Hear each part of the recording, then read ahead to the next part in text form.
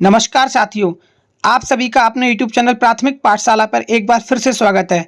इस वीडियो में हम बात करेंगे स्टेट एजुकेशनल अचीवमेंट सर्वे के दौरान हम सेक्शन और बच्चों की सैंपलिंग को किस प्रकार करेंगे, साथ ही साथ सैंपलिंग करने के बाद उन बच्चों को किस प्रकार बैठाएंगे, यानी बैठक व्यवस्था के बारे में। और यदि कोई बच्चा सर्वे वाले दिन अनुपस्थित है तो किस प्रकार सैंपलिंग की जाएगी। आप सभी ने इससे पूर्व की वीडियो में जो प्रश्न पूछे थे उनमें आ रही सभी समस्याओं को ध्यान में रखते हुए इस वीडियो को बना रहे हैं। इस वीडियो में आपकी उन सभी समस्याओं का समाधान किया जाएगा। साथियों, अगर इस वीडियो के माध्यम से आपकी समस्याओं का समाधान मिलता है तो आप इस वीडियो को लाइक करें और अन्य साथियों को शेयर अवश्य करें, जिससे हमारे अधिक से अधिक साथियों की सहायता हो सके। तो आप सभी इस वीडियो को ध्यानपूर्वक देखें। साथियों, सबसे पहले हम बात करेंगे सेक्शन और बच्चों की सैंपलिंग की। यह सर्वे के लिए जो आपको कक्षा आवंटित हुई है उसमें कोई सेक्शन नहीं है और उसमें कुल नामांकन 30 है या 30 से कम है, तो कोई भी सैंपलिंग नहीं की जाएगी। ना इसमें आपको सेक्शन की सैंपलिंग करनी है और ना ही बच्चों की। यहाँ पर जो बच्चे उपस्थित हैं उन्हीं की सर्वे परीक्षा होगी, क्योंकि हमें अधिकतम 30 बच्चों की ही परीक्षा लेनी है। यदि बच्चे कम हैं तो आप सभी बच्चों की परीक्षा कराएं और जो बच्चे अनुपस्थित हैं उनकी उस बुकलेट को खाली रखेंगे और उपस्थिति प्रारूप पर उन बच्चों की अनुपस्थिति दर्ज की जाएगी। आप सभी को एक उपस्थिति प्रारूप भी भरना होगा। साथियों, अब हम बात करेंगे जो सर्वे के लिए कक्षा आवंटित हुई है उसके लिए अन्य सेक्शन भी संचालित हैं, तो हम किस प्रकार सैंपलिंग करेंगे। साथियों, सैंपलिंग करने के लिए हमें यहाँ पर दो वैल्यू निकालनी होगी, एक RS रैंडम स्टार्ट और दूसरी SI यानी सैंपल इंटरवल। सबसे पहले यहाँ पे हम बात करेंगे RS रैंडम स्टार्ट की। साथियों, रैंडम स्टार्ट वैल्यू पता करने के लिए आप जिस जगह परीक्षा कराने गए हैं आप वहाँ का पिन कोड पता कर लें। उसके बाद उस पिन कोड में जितने भी अंक हैं उन सभी को जोड़ दें। जैसे उदाहरण के लिए मैंने यहाँ पर पिन कोड लिया है 207123। पिन कोड के अंकों को आपस में जोड़ने पर मेरा योग हुआ 15। इन दोनों अंकों 1 और 5 को जोड़कर एक अंक की संख्या बना लेंगे, यानी अब हमारा रैंडम स्टार्ट वैल्यू हो गई 6। साथियों, ये 6 ही हमारी रैंडम स्टार्ट वैल्यू है और जो भी आपकी कक्षा का नामांकन होगा उसमें 6 रोल नंबर का बच्चा आपका पहला बच्चा होगा। जब आप स्टूडेंट आईडी अलॉट करेंगे तो आप 6 रोल नंबर वाले बच्चे को पहली स्टूडेंट आईडी देंगे। आइए अब देखते हैं SI यानी सैंपल इंटरवल कैसे निकालते हैं। सैंपल इंटरवल निकालने के लिए हम जिस कक्षा का सर्वे कर रहे हैं उस कक्षा में नामांकित कुल बच्चों की संख्या में 30 से भाग दे देंगे, क्योंकि हमें अधिकतम 30 बच्चों का ही सर्वे करना है, इसलिए हम यहाँ पर 30 से भाग दे रहे हैं। अब हम मान लेते हैं कि हमारी उस कक्षा में नामांकन 50 है, तो अब 50 में हम 30 से भाग देंगे तो हमारा भागफल 1.66 आएगा। इसको राउंड ऑफ कर देंगे। राउंड ऑफ करने के लिए हम करेंगे तो यहाँ पर मान 2 आएगा, क्योंकि दशमलव के बाद अंक 5 से बड़ा है तो ये हम इसमें पहले 1 जोड़ देते हैं, यानी 2 हो जाएगा। और यदि ये दशमलव के बाद 5 से कम होता तो हम लास्ट की संख्याओं को छोड़ देते, यानी हमारा SI वैल्यू 1 ही आता। अब इस कंडीशन में हमारा SI यानी सैंपल इंटरवल 2 होगा। साथियों, आइए अब देखते हैं हम जिस कक्षा का सर्वे करने गए हैं और उसके लिए जो भी सेक्शन संचालित हैं उनमें से हम किसी एक सेक्शन का चुनाव किस प्रकार करेंगे। साथियों, एक सेक्शन को चुनने के लिए हमारी जो RS वैल्यू होती है हमको उतने ही स्टेप चलने होते हैं। अंतिम स्टेप में हम जहाँ पे जाके रुकेंगे वही हमारा चयनित सेक्शन होगा। यहाँ पर हमारी रैंडम स्टार्ट वैल्यू 6 है, यानी अब हम सेक्शन का चुनाव करने के लिए 6 स्टेप चलेंगे। इस प्रक्रिया को आइए एक उदाहरण से समझते हैं। साथियों, यहाँ पर हम ये मान लेते हैं कि हम जिस कक्षा का सर्वे करने गए हैं उस कक्षा के लिए उस विद्यालय में 4 सेक्शन संचालित हैं, A, B, C, D। अब हम देखेंगे कि इन 4 सेक्शन में से अपनी रैंडम स्टार्ट वैल्यू 6 के बराबर 6 स्टेप चलकर किस प्रकार एक सेक्शन का चुनाव करेंगे। पहला स्टेप A से B, दूसरा B से C और तीसरा स्टेप C से D और चौथे स्टेप में हम उल्टा लौटेंगे A की ओर। 5वां स्टेप A से B और छठा स्टेप B से C। साथियों, हमारी रैंडम स्टार्ट वैल्यू 6 थी, यानी हमको 6 स्टेप चलने थे और छठा स्टेप चलने पर हम C सेक्शन पे जाके रुके हैं। ये C सेक्शन ही हमारा चयनित सेक्शन होगा और इस सेक्शन के नामांकन के आधार पर ही हमें सर्वे में परीक्षा करानी होगी। साथियों, आपके विद्यालय पर जो भी सेक्शन है उनका चुनाव इसी तरह किया जाएगा। आपको यहाँ पर इतना ध्यान रखना है, जब हम अंतिम सेक्शन पे पहुँचेंगे तो आपको वापस लौट के पहले सेक्शन पे आना है। उसके बाद आप स्टेप बाय स्टेप आगे बढ़ेंगे। इस तरह आप सेक्शन का चुनाव कर सकते हैं। हमारी सैम्पलिंग प्रोसेस में जो सेक्शन सेलेक्ट हुआ है, यदि उसमें नामांकन 30 या 30 से कम है तो हमें उस सेक्शन में जो बच्चे हैं उन्हीं की परीक्षा करानी होगी। बच्चों की सैम्पलिंग की कोई आवश्यकता नहीं होगी।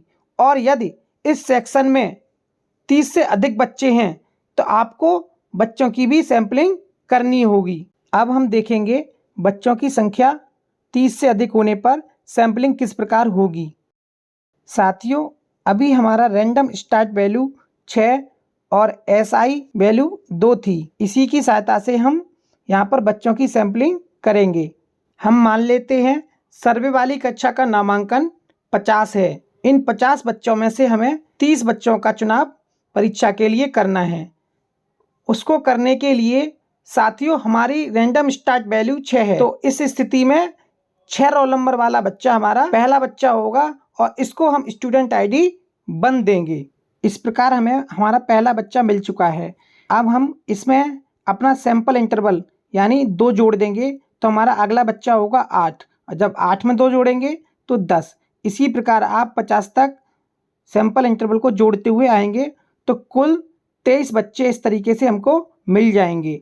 चूँकि हमारी क्लास का नामांकन 50 था जो कि पूरा हो चुका है, अब हमें 23 ही बच्चे मिले हैं, तो हम बाकी बच्चों को प्राप्त करने के लिए शुरुआत में आ जाएंगे। तो हमारा अगला बच्चा 1 नंबर वाला होगा। अब हम अपने SI यानी 2 को 1 में जोड़ेंगे तो हमें अगला बच्चा मिलेगा 3। उसके बाद अगला बच्चा मिलेगा 5, और 5 में जब 2 जोड़ेंगे तो हमें मिलेगा 7। लेकिन जो 7 रोल नंबर का बच्चा है वो परीक्षा वाले दिन एब्सेंट है, जिसको यहाँ पर आप ग्रीन रंग से देख रहे हैं। इस स्थिति में हमें क्या करना है साथियों, तो अब हम इसके तुरंत बाद वाला बच्चा लेंगे, लेकिन 8 नंबर के बच्चे को हम पहले ही ले चुके हैं, तो इस स्थिति में आप इससे अगले वाले बच्चे को तुरंत लेंगे। अब हम 5 के बाद सीधे 9 नंबर पे पहुंच गए हैं, और फिर से हम अपने SI को जोड़ेंगे तो 9 में 2 जोड़ने पे हमें मिलेगा 11, और 11 में फिर 13, 13 के बाद 15। इस तरीके से अब हम पूरे अपने 30 बच्चे प्राप्त कर चुके हैं। इन बच्चों के साथ परीक्षा का आयोजन कराया जाएगा। साथियों, यदि आपके विद्यालय पर सेक्शन नहीं है, केवल एक ही कक्षा है, उसमें 30 से अधिक बच्चे हैं, तब भी इसी प्रक्रिया के द्वारा आप 30 बच्चों का चुनाव करेंगे। तो साथियों, यहाँ पर ध्यान रखना है कि कोई भी बच्चा परीक्षा वाले दिन अनुपस्थित है तो उसके तुरंत बाद वाले बच्चे को आपको लेना होगा और उसी में आप अपना SI जोड़ते हुए आगे बढ़ेंगे।